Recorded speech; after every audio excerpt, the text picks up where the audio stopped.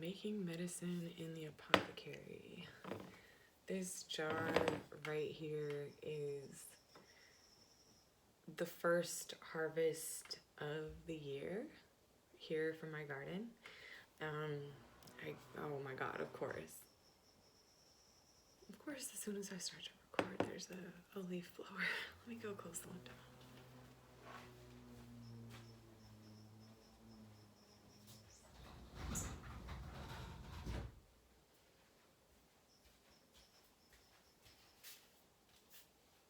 Okay, where was I? Before I was so rudely interrupted. There's always something. Yeah, chamomile flowers, and calendula flowers. I am making an oil. I have been preparing to make this oil for months. Every day I harvest about a handful of these flowers. Both calendula and chamomile are daily bloomers. They're sun plants, and we see this reflected in their shape and color, right? They literally look like the sun. They're both have that bright orange yellow color and the shape, right? Like almost like a cartoon character of a sun with the circle. I mean, I giggle when I collect the chamomile flowers because they have this big bright yellow center and then these little white petals around it, and it looks like a cartoon drawing of a sun. Same with the calendula. It kind of has that more spiky, the points that you see sometimes drawn around a sun symbol.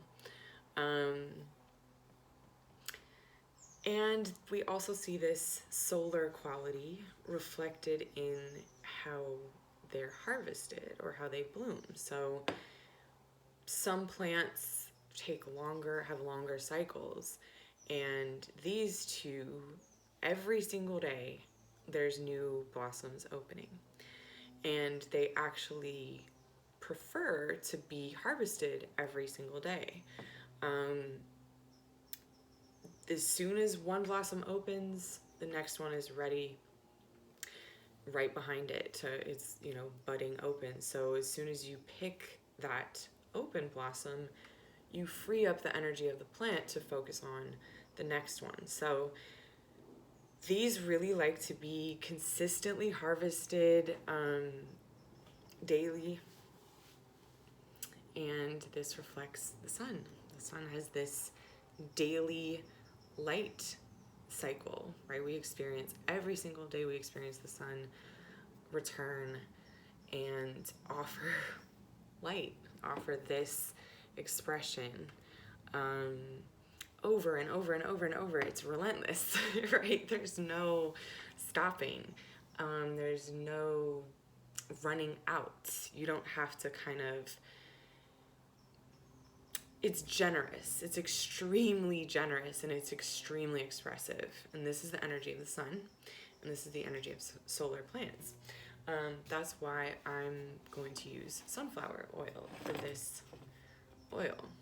So we will have yet another sun plant, which of course also looks like a cartoon drawing character of the sun, and similarly is very, very generous. I don't have any sunflowers growing this year in the garden. I had some last year, and they, you don't harvest the flowers every day, obviously. It takes the season to grow. They grow once and kind of come to their fullest expression in Leo season. And then into Virgo season is when you harvest the seeds. But it has the same extravagant generosity with how it grows. It's very, very generous. It's like, it's just, sunflowers will grow so big and heavy that they fall over, right? They have to be like the seeds themselves have so much oil in them. They're so kind of heavy with what they're offering. The nutritional content of it is so high. I mean, you see the squirrels, the birds, everybody comes for the sunflowers. So yeah, this expresses its generosity with its oil. And these express, the calendula and chamomile express their generosity with their blooms, their blossoms. So yeah, I am meditating on the sun's medicine with this one. And the principle of generosity for us as humans, right, and how we express ourselves, and it being, we're coming up on this summer solstice here, which is when the sun is at its highest peak in the season, right? That's when we get the longest days, and the sun is highest in the sky, so we get the most sunlight in the garden. That life-giving force of the sun, we have this all in ourselves too, right? Our vitality, our essence, right? Really what makes us who we are. And this teaches me, harvesting these flowers every single day teaches me that expression of that inner essence is what feeds the inner essence itself. So the more calendula flowers I harvest, the more the flowers the plant will offer. When something comes up, it wants to be expressed. And so when we hold back any expressions or, limit the output of that essence, we literally kind of jam up the essence and how it is flowing. So, like, for example, I think this is a really concrete way of understanding it with harvesting these plants, because a lot of times you'll get into the mind state of, oh, I want to save. I really value these flowers, so I want to save them. I don't want to pick too many because then there won't be any left. And for some plants, that is true, right? They only grow one set of flowers per year. So you have to really wait and be patient and harvest it, at that certain point in the cycle for that plant. Those are not solar plants, right? They're not functioning with this kind of essential expression energy. And that will actually limit the growth of a chamomile plant or a calendula plant if I don't harvest it. If I don't pick the flowers, that plant becomes weighted down with these older flowers, and it starts to go to seed, it starts to produce more within that flower, and it doesn't move on to the next one. So, and that actually makes me wonder about sunflower. That actually makes me wonder if you do pick the sunflowers before they start to seed, if it kind of functions like these guys. I bet it does. I'll try that. Or look it up, or ask somebody who grows sunflowers. Anyways, yeah, this is a very concrete way of understanding your own solar essence, your own, how to fuel your fire. So if you think about fire, it has to burn, right? It needs fuel, it needs air, it needs to have that moving through to be able to sustain itself. And that's what the sun is, right? It's a fire that is sustained. Every single day, it's giving and giving and giving. So it's taking in, right? In order to have, if you've ever built a fire for a campfire or to heat your home, you know that it requires that kind of constant attention, right? Every, period of time. Oh my God, here we go with this guy. So annoying. There's always some interruption.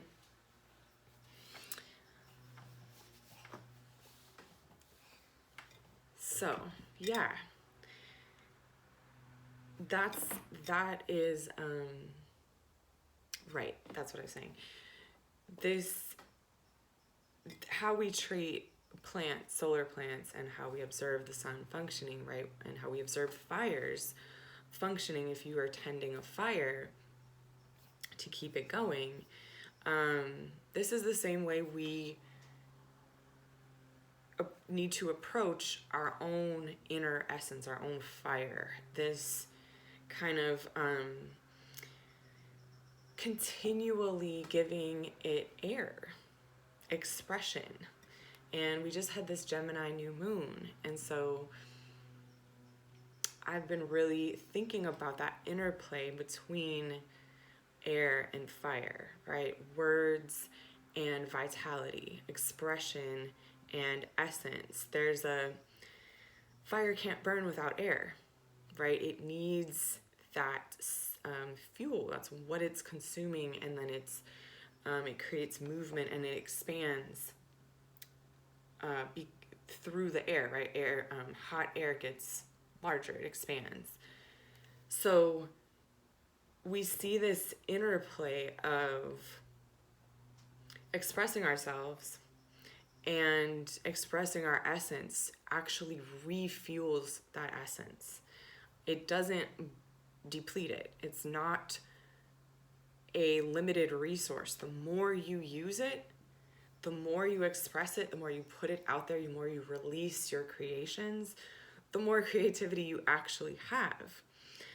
You don't get to hoard creativity, right? You don't get to hoard your essence. That's not how it works. This is your solar aspect. And it's just such a beautiful concrete, it makes me think of childlike play and a childlike approach to the world, and that being Gemini, this curiosity, this ability to sort of just talk and express and not necessarily know where that's going to go, but just doing it from this very authentic, pure, kind of innocent place. And allowing that sense of play and innocence and exploration and kind of tactile experience. Letting that fuel our passions, fuel our creativity, fuel what it is that we're offering, our gifts, our generosity. Right? Giving and with a sense of generosity and exploration versus counting, what am I going to get back? What is the response going to be to this gift that I'm offering to the world? This essence, this inner essence that I have, when I offer it to the world, I think a lot of times we can become outweighed by the response, right? What are we going to receive for this that I'm offering? What are people going to think of me? How are my gifts and generosity going to be received? That often becomes a driving force with how we give ourselves. And yeah, this moment and this medicine is talking to me about that, about how giving of oneself from a place of curiosity and play literally makes more space and fuels that creative fire, fuels that authentic self-expression. Being generous with yourself is what makes the space to be yourself. Yeah. So thank you to these plants. Thank you to this process. I'm going to pour this oil over these flowers, and we are going to have a solar cleansing oil. Aside from their spiritual teachings, calendula and chamomile are both very cleansing, antibacterial, antimicrobial, soothing. This will be for the skin. Gotta open this.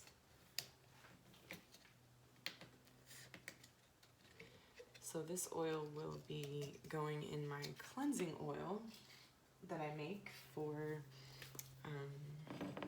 cleansing the skin. And it's also, I add other oils into the cleansing oil, but this I'm making separate because I wanted to really spend time with the sun energy and how it's coming through these plants. And so I'm gonna keep some bottles of just the chamomile and calendula and sunflower as a potent solar oil. Yeah, so let's do this.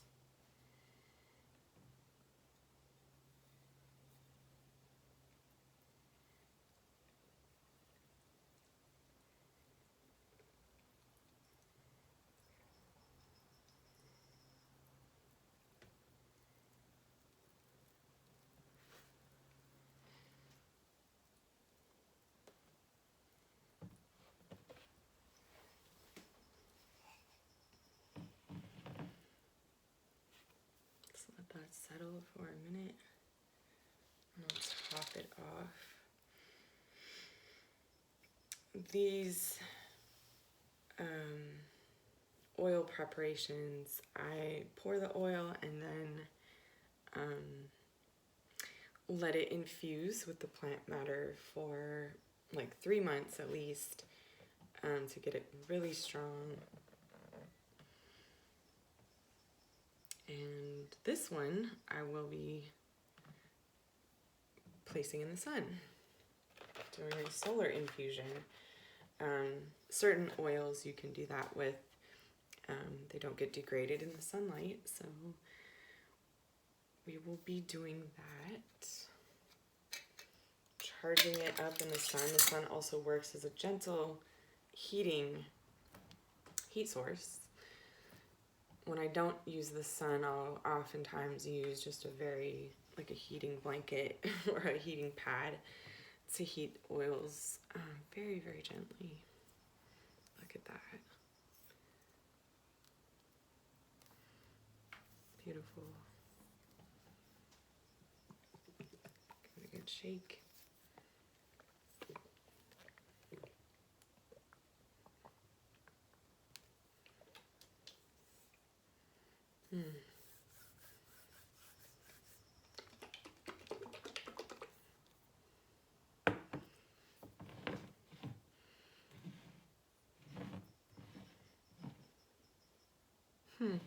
It's so interesting. They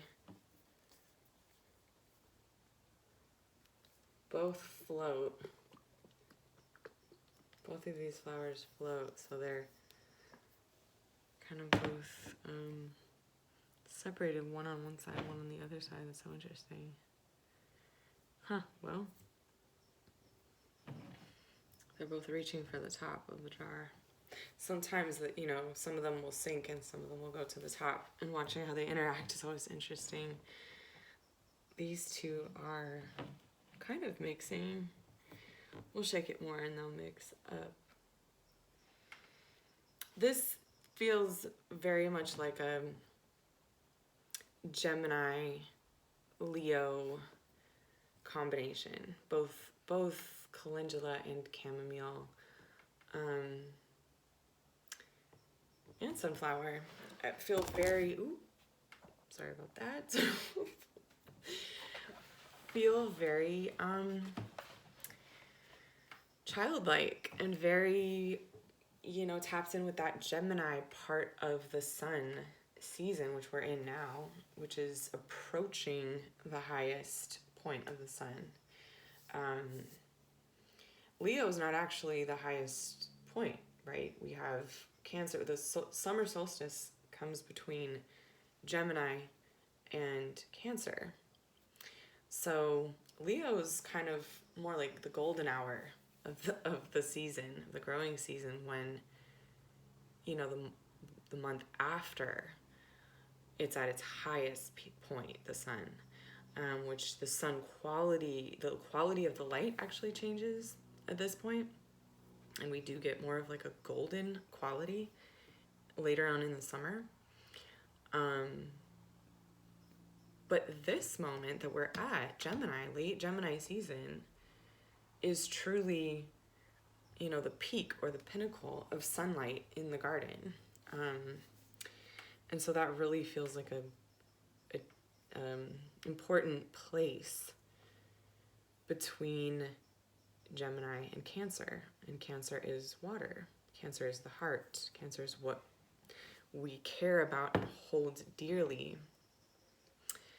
And so here we have this playful, childlike, curious innocence of Gemini season blending with the depth of heart of Cancer season, and that innermost part of ourselves that it is hard to put out there, right? We do feel a sense of vulnerability and opening ourselves up. You express something that's dear to your heart, that's part of your essence. You open yourself up to a lot, right? And so that this peak of the sun comes right at that cusp between the child-like impulse of going out and just kind of exploring, and the mother-like impulse to protect and, hold something close to your chest.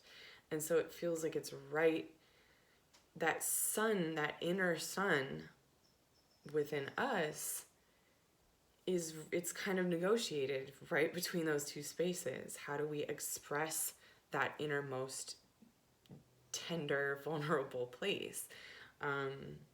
That's our essence, right? That's how we express our essence, and that is how we show up in the world, our sun. So, yeah, meditations on the sun, medicine with the sun plants. This is, quite a time to be alive. So thank you for joining me, and I'll see you next time.